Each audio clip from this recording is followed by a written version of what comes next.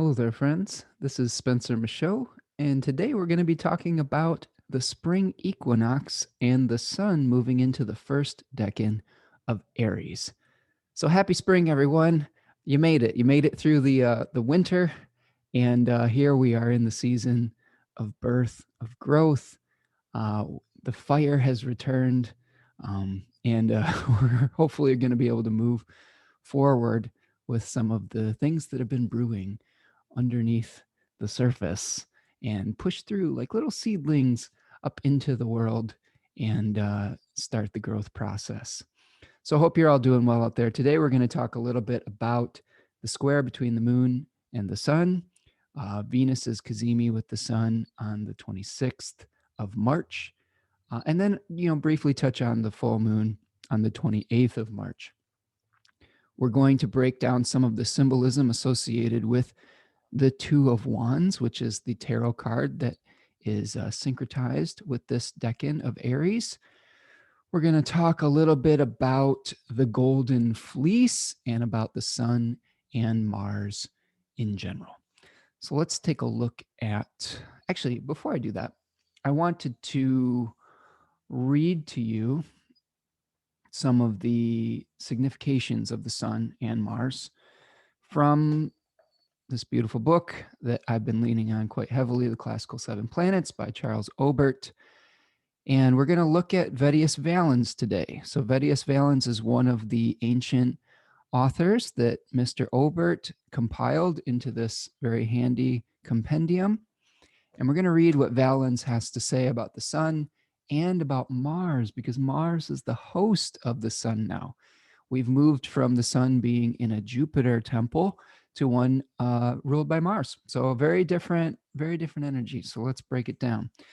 So on page 96, where Mr. Obert is referencing Vettius Valens, he says, the sun in a nativity, the all-seeing sun, nature's fire and intellectual light, the organ of mental perception, indicates kingship, rule, intellect, intelligence, beauty, motion, loftiness of fortune, the ordinance of the gods, judgment, public reputation, action, authority over the masses, the father, the master, friendship, noble personages, honor consisting of pictures, statues, garlands, and high priesthoods. It rules over one's country and over other places.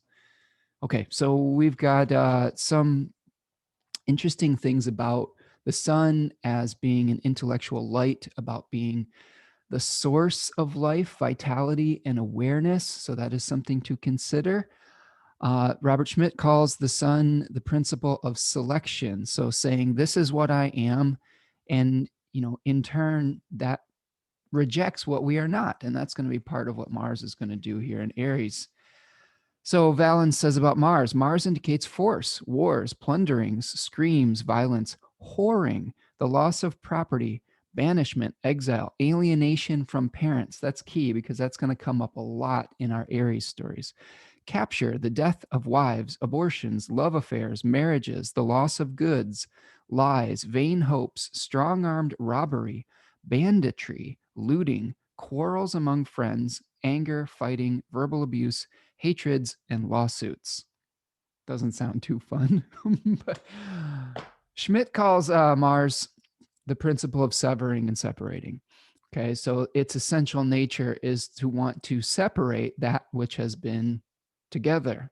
Okay, so we can think of, if we combine these things, we have just seen the sun, the principle of selection, awareness, intellectual light, moving through that unified field that Jupiter wanted to create in its nocturnal domicile of Pisces.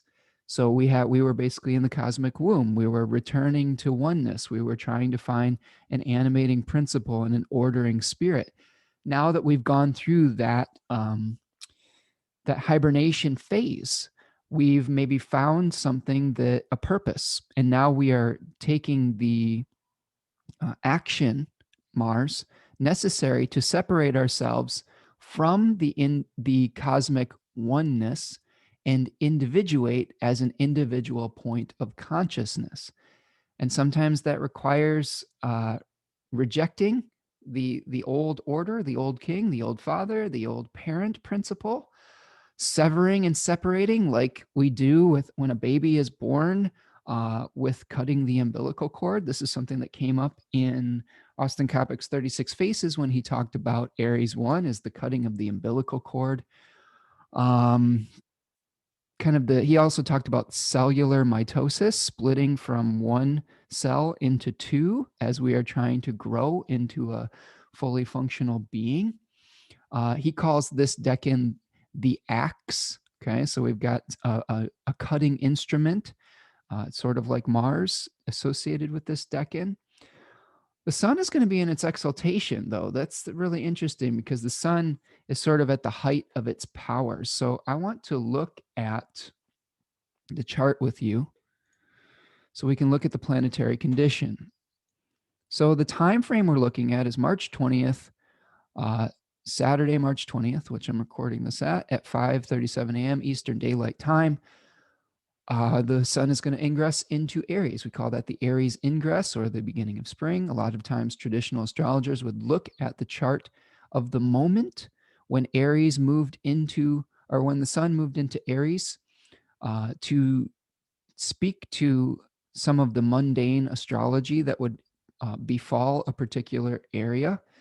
So here we're seeing it from my hometown of Ypsilanti, Michigan, with an Aquarius rising.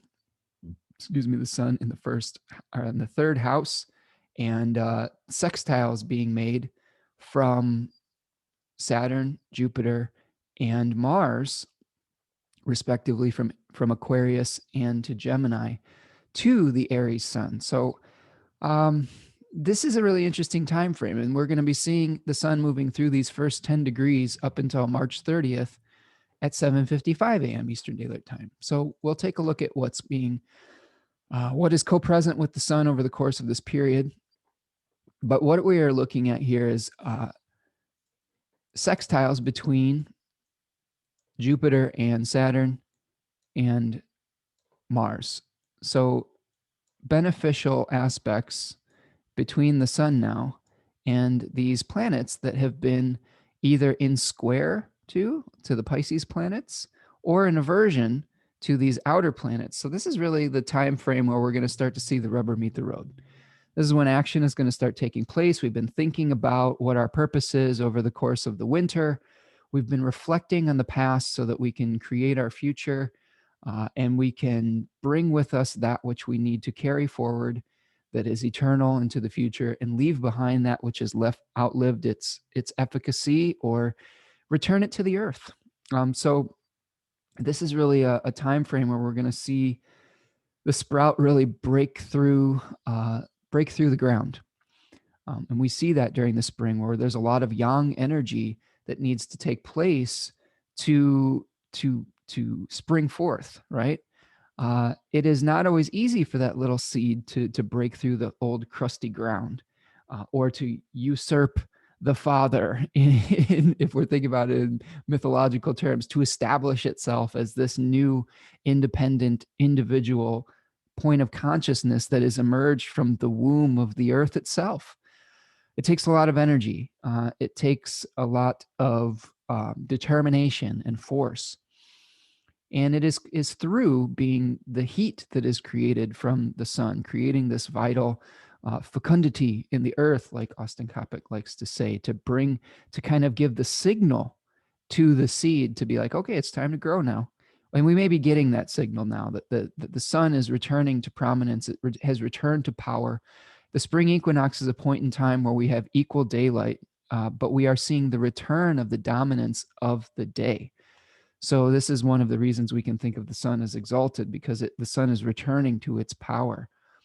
The sun actually reaches its maximum degree of exaltation at about 19 degrees of Aries. So we are still climbing to that point. The sun also has dignity by triplicity in the daytime as well. So we may also be experiencing some communal support for the endeavors that we want to undertake. For our individuation process. We may have a lot of cheerleaders around us right now saying, yeah, go for it. It's time for you to leave the nest. Like you've been, preparing for this moment for a long time. Go forth, prosper, and, I think that there's a lot of those moments that we may be seeing coming in the near future. Of course, the host of the sun is going to be Mars in Gemini. So as we move forward with our independent initiatives, we may be faced with a lot of choices. We may be faced with a lot of directions we could go. And part of Mars's job right now is to kind of cut through all of the noise and figure out what is worth pursuing and what we need to let go of. Okay. And since there is a sextile between these two planets right now, they are harmoniously working within union with one another, right? They are uh, communicating with one another in a harmonious fashion, is what I meant to say. So by eliminating distractions, by eliminating that which is no longer of service to you or is no longer a direction that you wish to go in your life, you are simultaneously choosing what you want to pour your energy or your animating enthusiasm and spirit into. We're always making choices in life. We're always, whenever we're choosing a new direction, we're subsequently choosing to reject the other paths. That doesn't mean we're rejecting those paths permanently. One of the things I've said recently is just because we are choosing a path in the moment and that is the right answer for us right now does not mean that it will always be the right answer and the methodology that we use will always be the right method. We have to be flexible. That little seedling is flexible as it comes out of the earth. It finds a winding path sometimes to be able to go around some of the rocks in the soil, right? If there is a rock in the path of that seedling's upward mobility, it just kind of goes around it. If it was just trying to push through it, it might not make it. So at these very beginning stages of growth and of life, we have to remain flexible. We have to remain focused on what we are trying to achieve. And we need to sometimes allow for support too. I think that's part of some of the messaging of the sextiles that we are experiencing here. Okay, the face rulers for Aries 1 it's a double Mars decan. So we are all systems go with Mars energy here. The sun is in the temple of Mars. We're in a Mars ruled face. We are, we're fighting for our independence at this point. And it doesn't have to be necessarily that you always have to, get into a knockdown smash it up like conflict with people to assert who you are. That is certainly a possibility, but I think that part of the essence of Aries also is that just because you are trying to assert who you are, uh, I think that a lot of the things that we try to think is that we have to automatically like tear down other people's viewpoints, and that may just be inherent in the path. Sometimes when we forcefully make a choice, other people can not necessarily always understand that choice and can feel that if our choice doesn't agree with their choice, it's a threat to their identity, which I don't think always has to be the case. It may feel like that when we're asserting our own individual, unique, uh, identity. But I think that one of the ways to navigate Aries season gracefully is to pursue your path, to be as flexible as you can, to take into account that other people are going to want to be, pursuing their own individual needs, desires, and pathways and belief systems in concert with you, and recognize that everybody's path doesn't have to be the same. I think that's really the key. Is we don't necessarily have to make someone else wrong because we've chosen a certain right in the moment, because eventually you might come back around and circle back around to someone else's viewpoint. That happens all the time. I always say I reserve the right to be wrong, and that is a beautiful thing, because then you are moving and experimenting, but with humility, right? You're not being so afraid of making a mistake that you won't admit that mistake and double down in your position. A lot of times we do that. Some of us are explorers, and if you take that energy of exploration, you have to be willing to make a mistake, and you have to be willing to admit you're wrong, because in any exploration you may find that the path that you've chosen is a dead end, and that is definitely uh, something we experience as human beings. But I think the wisdom really comes in knowing when to make an adjustment, and knowing when the path that we're pursuing is a dead end, and to be able to choose a new path. That's where the humility comes in. And a lot of the ills of humanity, where we really get into conflicts, is when we pursue our chosen path that has been shown by experience to be either a dead end or detrimental or to be harmful to others. When we choose to pursue that, even when we've been shown by experience that it is no longer viable, that's when we really get into some moralistic challenges. So just be aware that that is a possibility when you are pursuing your path. Be flexible, take into account other people's opinions, but don't let their opinions derail you from what you need to establish for your own life.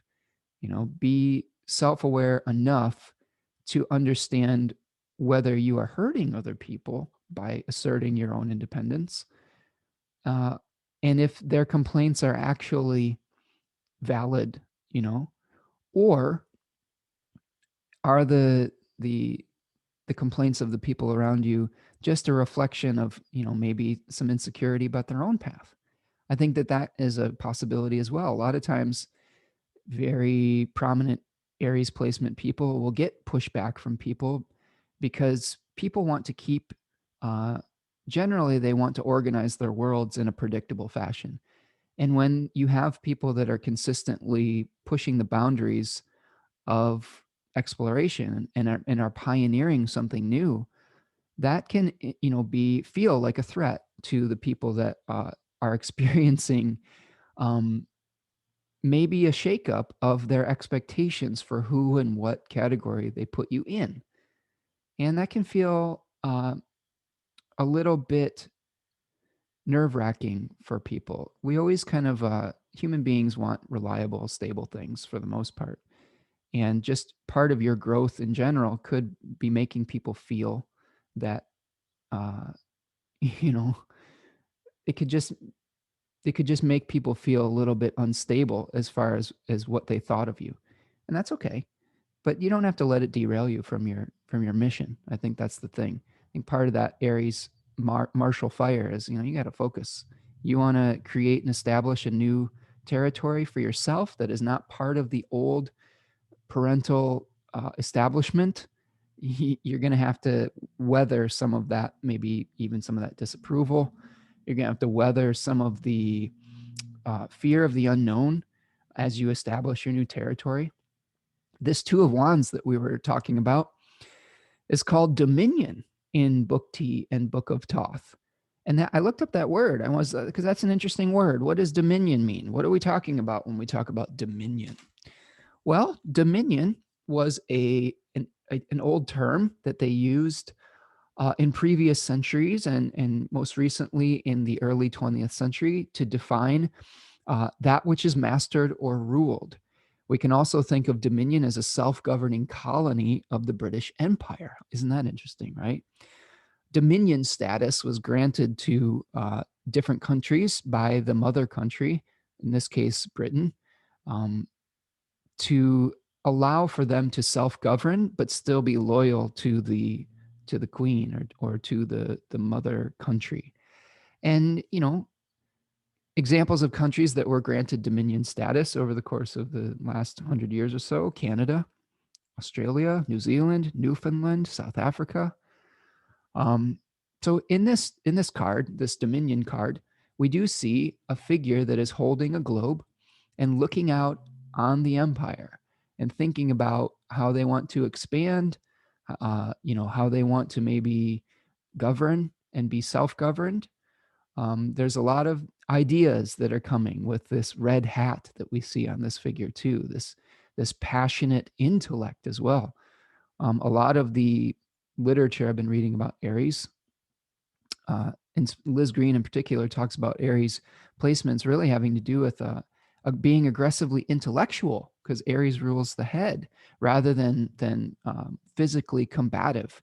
And I have found that to be true. It's not that you don't want to, discount the ability for an Aries type person to be physical, but you shouldn't underestimate their intellect. Some of the most interesting intellectual pioneers of our time have had prominent Aries placements. One I can think of is Joseph Campbell, who was an Aries sun, who was a pioneer of intellectual thought about mythology and the monomyth and things of that nature, and many others over the course and history of time. All right, so what I wanted to do, I wanted to read to you, actually, before I get to that, the daimon or spirit associated with Aries 1 is Aidoneus. Aidoneus is a stand-in for Hades. In my research of looking up this daimon or this spirit, it came up over and over again that this was another name for Hades. There were some stories where they talked about Aidoneus as being a mythological king of the Molesians in Epirus. Okay, Epirus is the word. But they did, most of those stories talked about Aidoneus being the husband of Persephone, much like Hades, and talked about taking Persephone by force, right? So this is another thing where we're forcefully taking something, this yang energy. For those of you who are unfamiliar with the story of Hades, he would erupt from the ground like like like a little seedling, but and he would take what he wanted, right? So you could think of this seedling erupting in this yang fashion and breaking open the earth and taking in all the resources, taking in the vitality of the sunlight, taking in the nutrients, the water, the nutrients that were in the soil, pulling all these things together. So that does seem like an appropriate spirit for this daimon, a god that literally could erupt unexpectedly from the earth. Okay, so we can also look to the story of the Golden Fleece. So this is another book that I really like. It's important to name your sources. Astrology of Fate by Liz Green. And in her book, on page 177, she says thus: when the Greeks came to weave their magical mythic tales around the constellations which they inherited from Babylon and Egypt, they wove about the image of the ram the story of the supernatural ram sent by Zeus, which saved Phrixus and Helle from their wicked stepmother and carried them on its back towards Colchis. Helle fell off and drowned in the sea, which was named Hellespont after her. But Phrixus managed to arrive intact at Colchis and came under the protection of King Aeetes, himself a magician and a son of the solar god Helios.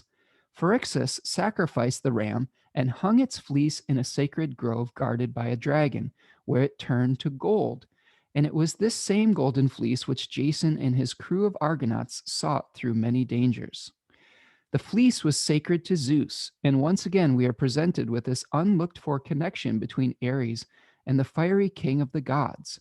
This golden fleece and Jason's quest for it seem to portray the theme of slaying of the old father and the quest for individual spiritual identity, which I feel to be at the core of the drama of Ares the Ram. So she goes on to talk about many different elements of a terrible, quote unquote, terrible father, the archetype of the terrible father, and trying to overthrow this old king or this old father to establish an individuality or an individual domain. Okay, so we are seeing Hades was actually one of the children of Kronos, the old king. And one of the things that I thought about as I was meditating on Aries 1 was, when we see the exaltation of the sun and the dominion of Mars, we also see the fall of Saturn. Okay, this is where Saturn is depressed. It's at its lowest point. So think about that Kronos myth where, his children are literally overthrowing him, Jupiter, his son, is overthrowing him and, liberating uh, his siblings, Hades being one, from the belly of Kronos. So we are overthrowing old boundaries. We're overthrowing established, uh, blueprints to establish something new. So it would make sense on some level that Saturn is depressed or in its fall as we are, moving through a domicile that is associated with establishing new pioneering spirit and overthrowing the old order like Kronos. Um, so that is something to consider as we explore Aries as well. Remember, Saturn or Kronos is exalted in Libra, the sign of balance, the sign of restoring right proportion and order. So Saturn also may not function very well in an area of the zodiac that has to do with individuation, right? With a very subjective, individualistic viewpoint. Okay, another thing to consider. All right. So that's kind of what I had with some of those notes.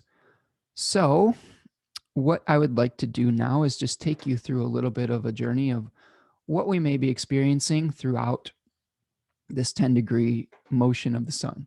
So, on the first day, today, spring equinox, the sun does make a conjunction with a fixed star called Skiat. That's the pronunciation. I've settled on with that.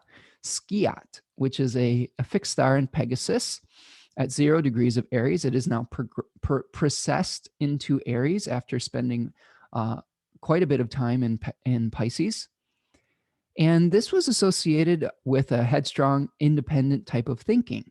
It is associated with Pegasus.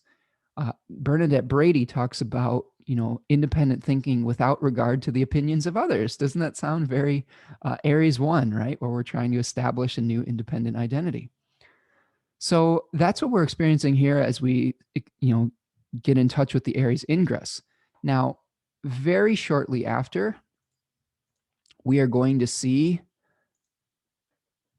in the day ahead a square between the sun and the moon. Okay, so on the next day, on the 21st, just as the moon moves into Cancer, then we have our first quarter moon phase, right? So what is happening at our first quarter moon square? Well, we had a new moon here in Pisces 3, where we were trying to figure out what was worth sacrificing for, what animating principle we are willing to give up something and to bring into fruition from the depths of our imagination. And now we're testing that out and trying to bring it to life. And through asserting an individual point of consciousness, it may put some tension and some stress on our relationships, on previous sources of nourishment. I think that's one of the things that we see with Cancer 1. Here we see Cancer 1 as the Two of Cups, where two people are exchanging, cups and goodwill, union, partnership. Austin Coppock talks a lot about the sources of nurturing in this decan. So in our uh, enthusiasm to establish ourselves as a new private, independent entity, we may have to cut some ties with some sources of nourishment that we have relied upon for a long period of time. So there may be some tension, there may be some sadness, there may be this need to leave the nest type of energy, to leave what once brought us life, and that's just natural. That's just part of the process. I think we can mourn our losses, and we don't necessarily have to, like I said, we don't have to burn bridges along the way. I think that's really important. That is something that I think, is really important moving forward in Aries season. Is just because you are establishing a new identity doesn't mean you have to completely tear down that which you are leaving behind. Sometimes we can just acknowledge that it's time for us to go. That's just part of, accepting the moment that we're in. Just as a conscious uncoupling can happen, um, you know, a teenager can leave the nest or leave the home without, destroying the family home if there is communication, if there is an understanding, if there is flexibility on the part both of the parent and of the child or the newfound young adult. It all starts with communication. It all starts with flexibility and understanding between the two. A lot of the mistakes that we make and a lot of the hurt comes from making assumptions when we are in moments of transition. And I think that's the key. Those four agreements, man, are really the most important way to navigate this time frame gracefully. Ask questions. Don't make assumptions that somebody's independent action is necessarily a reflection on who you are. We both play the roles of the upstart and the old parent in our life. We all play those roles at various times. So look at your life and try to understand, are you the person that's trying to establish new territory? Or are you the restrictive parent that is uh, afraid of your little children leaving the nest? And think about that, reflect on that. Because again, we can play both roles simultaneously. Um, it's really fascinating how we can play multiple mythological archetypal roles in different situations in our life. And I think that really helps us to have empathy for both positions, right? Sometimes it's hard to watch your little fledglings, start to fly. There's something scary about that, and there's something bittersweet. And I think that there's also a great pride that comes with knowing that you have provided enough for your fledgling child that they are able to fly, that they are able to use that wisdom that you have passed on to them to create their own dominion. That should be the ultimate compliment if we are playing that paternal, fatherly role in other people's lives. And I think along that road, that's when we have to let go with faith and with grace, right?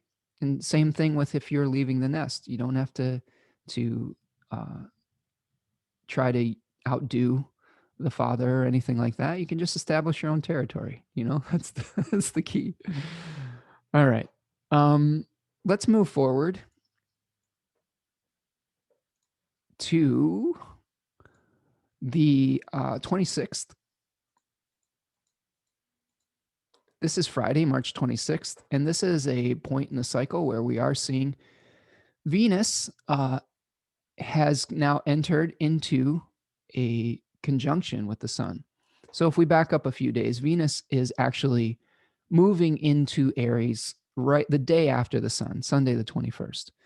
So now we're seeing the Cazimi moment, the superior conjunction between Venus and the sun, which is a sort of rebirth of Venus. I would consider this, from my understanding, to be almost like a full moon phase for Venus, though. I think that the inferior conjunction, the retrograde conjunction between Mercury and between Venus and the sun, those inferior planets, can serve as the beginning of the cycle. I'm just basing this on some of Demetra George's thoughts on this. There are probably different ways of thinking about this, but I think that this may be a real check-in point, right? Where Venus is now going to become the evening star. It's going to rise after the sun. And this may be a point where Venus is a little bit more comfortable as the evening star because she is of the night sect and she is able to create harmony eventually. Now, the challenge of this is Venus is going to be in a house that she's not super comfortable with. She's in her exile. Her domicile is Libra, okay, also and Taurus. And when she's in a Mars ruled sign, she's maybe trying to create harmony through independence, through doing it herself and saying, I don't need cooperation. I want to do it myself. I'm attracted to that individual spirit, that pioneering spirit. And sometimes we can pursue that which we need to allow to come to us. So this may be a point in the cycle where we may really be trying to create harmony in our life by pursuing it in an aggressive fashion, then that can be a little sticky. So remember, Venus really functions at her best by allowing things to come to her. Excuse me. All right, so don't force the issue around this period of time. As we continue to move forward in a decanic cycle, we will eventually get to the 28th of March, where we will be seeing a full moon between the sun and the moon. So at 8 degrees of Libra, we have an opposition between the sun and the moon. And this is where we're trying to reconcile opposites. You know, we're trying to hold opposites. Oppositions are of the nature of Saturn. If we look in the Thema Mundi, Saturn and the lights are opposite in opposite domiciles. And the moon is going to be on a fixed star called Diadem. Okay, Diadem is interesting because it is associated with Bernices, who was a queen. She was the wife of a pharaoh in ancient Egypt, and she sacrificed her hair, a symbol of her femininity, to Aphrodite for the safe return of her husband from battle. So really, I think what we're going to be experiencing here is the need to compromise, to maybe make a sacrifice to our community for our communal efforts to be able to establish our individuality as well. This is where, you know, a lot of times what we are fighting for may be motivated by some higher principle.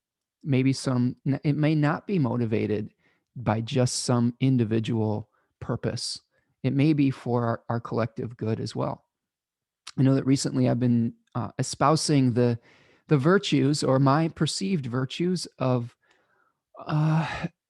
putting your work out there without a paywall, and you know, making your work available to as many people as possible, if it is a non-rivalrous good. Now, I should make a video on this to really explain my position on this in more depth, and I think I will. That's something that I've been thinking about, because I think there's a lot of confusion with this, especially when I've been talking about donation models versus membership models and things like that. I want to give a disclaimer that when I talk about membership models and rivalrous goods, we're talking about things that lose value if more people consume them. And this includes your time. So like dedicated time is something that I believe in charging money for, because it will lose value the more people that have access to your time. But a thing like a video like this, the more people that consume this, the greater in value it will be. It doesn't lose any value by more people consuming it, hence it being non-rivalrous. And in a new economic model that I am studying that is more egalitarian, that is hopefully moving away from some of this late stage capitalist corruption, has a model that is more embracing open source knowledge, where ideas gain value the more that they are shared with people. I really believe that. Really believe that our ideas should be shared freely. That's the way culture moves. And again, I'll explain this more in another video, but that I'm using that as an example of something that I feel very passionate about. That is, you know, something where I'm establishing my viewpoint on this, that may be hopefully in service of a collective movement of greater balance and fairness for everyone. So I could see that eventually, over the course of the next decanic movement of the sun and this full moon, in my own journey, this could be coming to a head with hopefully maybe a video explaining my viewpoint of rivalrous versus non-rivalrous goods and creating a new equitable economy. And by maybe pioneering that and setting an example for doing it the way that I feel is in integrity with my belief system, hopefully I will be making a sacrifice to Aphrodite or whoever to be able to show the way for something that will bring balance to our collective. And it is sort of a sacrifice, because sometimes when everybody isn't following that model, you may be giving up some opportunities to create income. And, you know, when everybody isn't following that model, maybe like, well, why am I having to sacrifice? Well, maybe because it's because somebody's got to do it, and somebody's got to show that this is a viable model for us to work through as a community that will eventually show that we can create an economic model based on abundance thinking rather than scarcity thinking. I think that's the key. And again, I'll make I plan on making an individual video to show the virtues of this. And maybe we can all have some healthy debate about it. I've already been having some healthy debate in some various circles that I run in about this, and um, it is invigorating. It's also, you have to tread lightly because you have friendships that you want to maintain. And I think that the other key is that we can debate a philosophical viewpoint without it having to be a reflection on someone's personal character, right? On someone's personal individuality. And I think that that's important as we move through this Aries cycle as well. Is just because someone has a different viewpoint than you does not mean that they are completely invalidating your existence. Okay. I want you to remember that as we move forward through this full moon cycle. Okay. Okay. So yeah, just really, there is actually, as I'm speaking on this, there is an open source conference that's going on that is really, it's a bunch of people who are very bright minds. Uh, and a lot of these people are out in Massachusetts near MIT and Harvard, and they are discussing a lot of like software, open source software type of issues, but it really can be applied to intellectual property and to ideas and to all of these things that we're teaching here. And again, the model that I've chosen at this moment in time, again, I reserve the right to change my mind, is a donation model where I'm giving this information out for free, and I'm choosing to allow people to donate to that. Now, I still charge for my readings, which is, you know, it is something that would lose value if there were 10 people in the reading versus one. I would still charge for a class that I was offering because there would be less attention that I could give to each individual student. And but I don't charge for these videos. I'm put these things out there. The more people that watch this, the more these ideas can grow and people can build off of these ideas. I do think it's important for people to build off of these ideas. So if you're out there in the world and you want to make a video based on the ideas that you see in this video, I want you to do that. I want you to learn from this stuff and use it in your own work. And one of the models that they have is called attribution for Creative Commons licensing. So one of the things that I love to do and that I really believe in is citing my sources. And that is a way that you can build on ideas while still giving credit to the places where you've learned these things. And that's why when I show you a book, I'm like, I'm in so much debt to these authors, to my teachers, to anyone who has inspired me along the way. And that's the way I think that we can share these ideas without losing our sense of individuality and, not feeling that we're just getting subsumed into this collective sea of data and information. It's just acknowledging each other's individuality without having to feel territorial about it and without having to feel like we have ownership of the ideas, because we don't. These are a lot of these are universal ideals. So when you are establishing your new dominion, your new territory, uh, you know, acknowledge those that have come before you. Show us your books. Show me your book stack. I know a lot of the people who listen to this channel have said, I love this book that you turned me on to. And you know what? It's like fire. I learned about a book from someone else, and I was like, just this book is wonderful. I want more. The more people that get this book, the better, because then we can talk about these ideas and we can use our own point of consciousness to inspire each other with new realizations. That's the thing. Like if you're doing a class, for example, there might be a limitation in, if you put this work out there is something different that is created with the interaction between you and the audience. I can put this information out there with this video, and you could absorb it in a certain way and we could interact through the comments. But if you were to come and learn from me at a class or from any teacher in a class, there is some third element that is created. Even if we are discussing the same exact information, there is that third element of something new that is created between us when we, and this is true for when you're doing a reading as well. There is this third element, right? That's the daimon. That's the spirit that is animating all of this. And that's something that has really been making me feel fired up about my understanding of the daimon. And I want to give a lot of credit to Kat, who has been doing a lot of work on the daimon recently. You should check her out, Kat Nelligan, who is the creative introvert on YouTube. And she's been doing some classes on the daimon. And I think that she has a really great perspective and viewpoint on that as well. And I was a guest on her podcast. And I just wanted to direct all of you to her channel because I think that she's been doing a lot of great work on the daimon. And we had a really nice conversation about how to, this third element that is created when we are in doing a reading and whatnot. So check her out.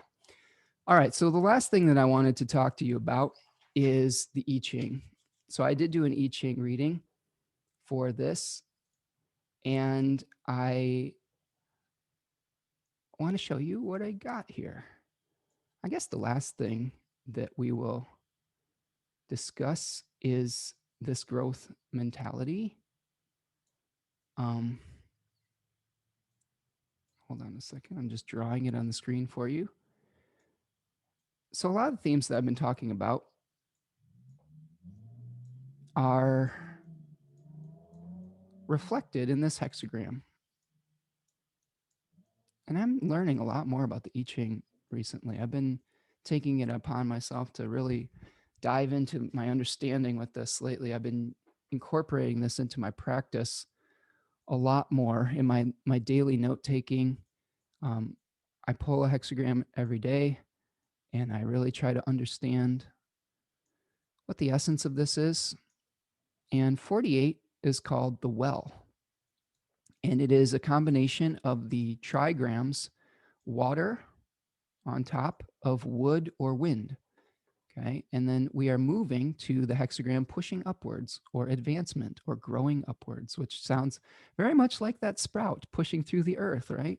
So, funnily enough, we have a trigram of earth on top of wood or wind. So, I am constantly in awe of the way that we see some of these themes reflected in the I Ching readings. So let's talk about hexagram 48, the well. So this talks about the well is the water that is on top of the logs that they used to use to make a well in ancient China. They would dig a well and they would have this wood that was, they would line the soil so that the soil wouldn't fall back into the well. So we've got this ever-present resource that we are drawing upon.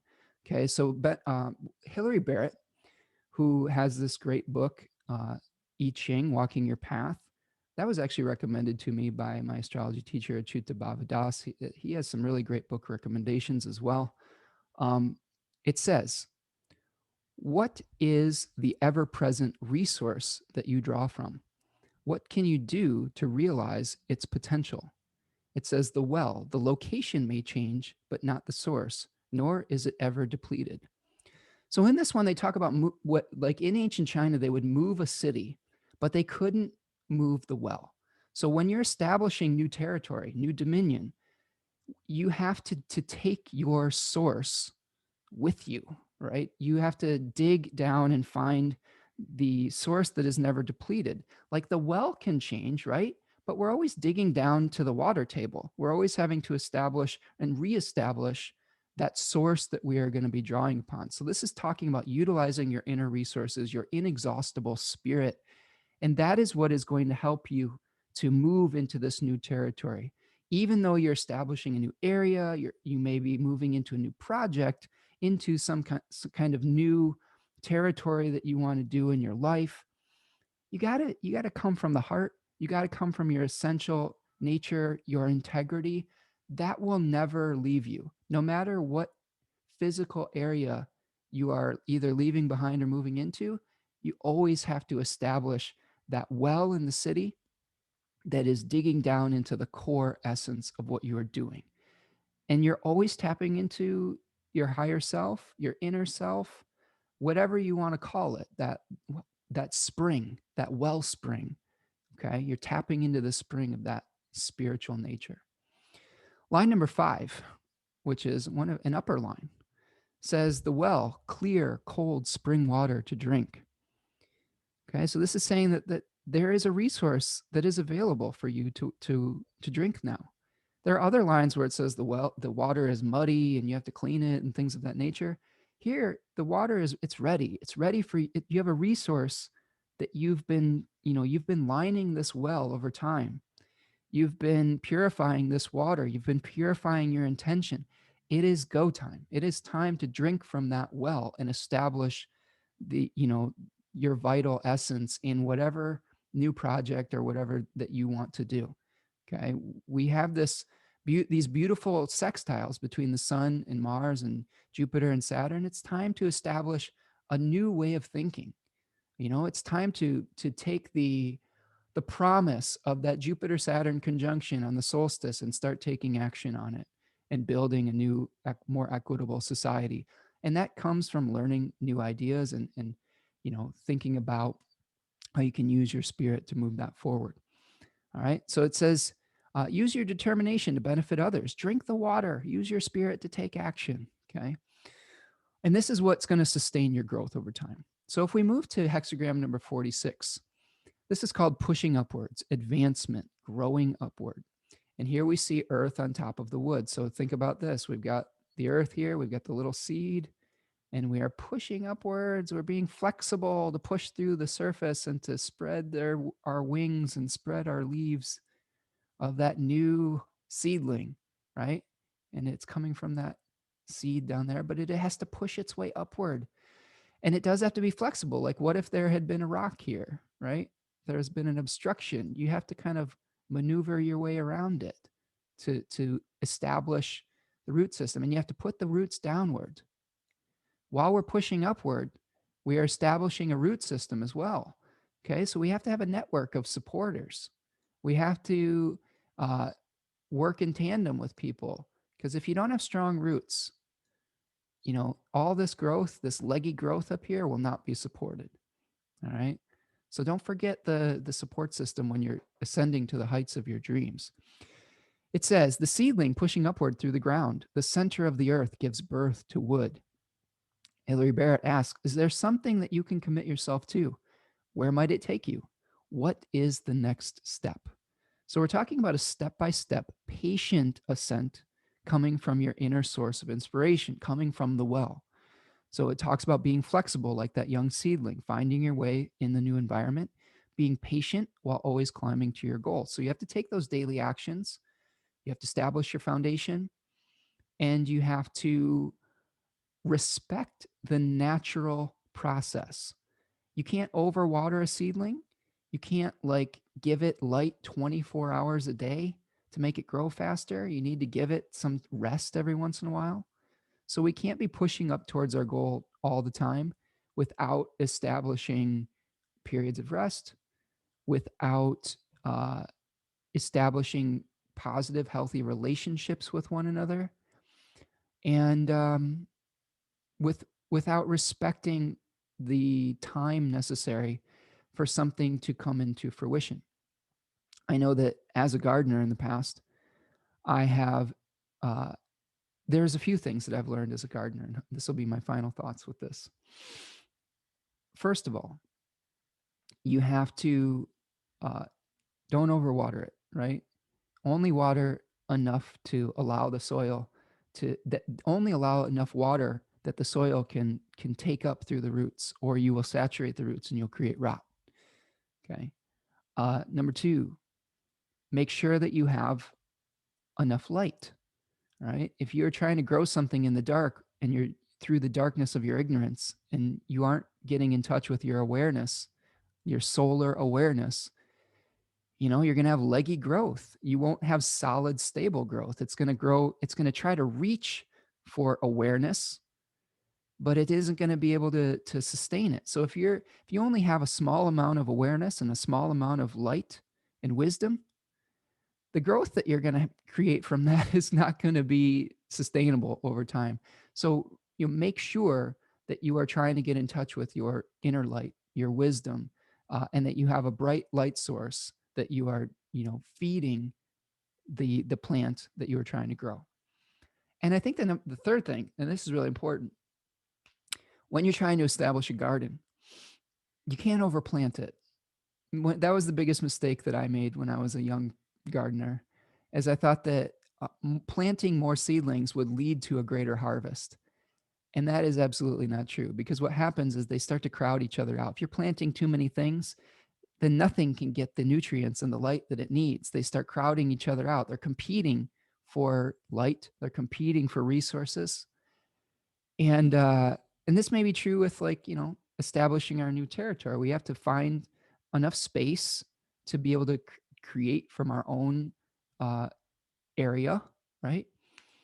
But if you're trying to do a project right now, this is really, I think, the key with Mars and Gemini.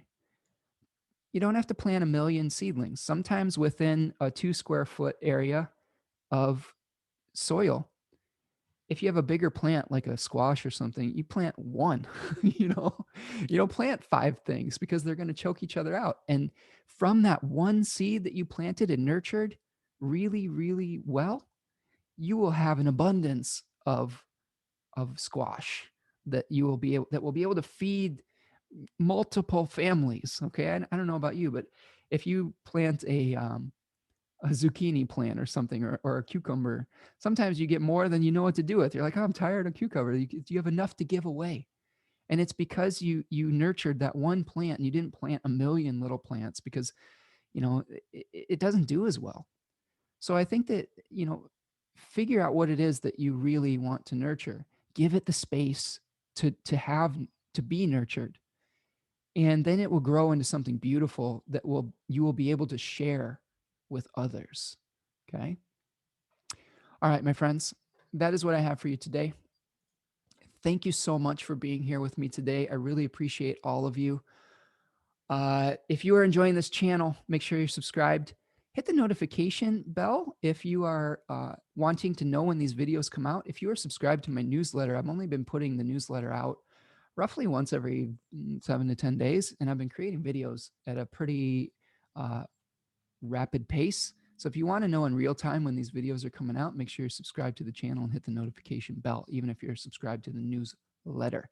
I will be giving out more discounts and more updates on what I'm doing as far as teaching and all of those things in my newsletter. So it is important to be subscribed to that.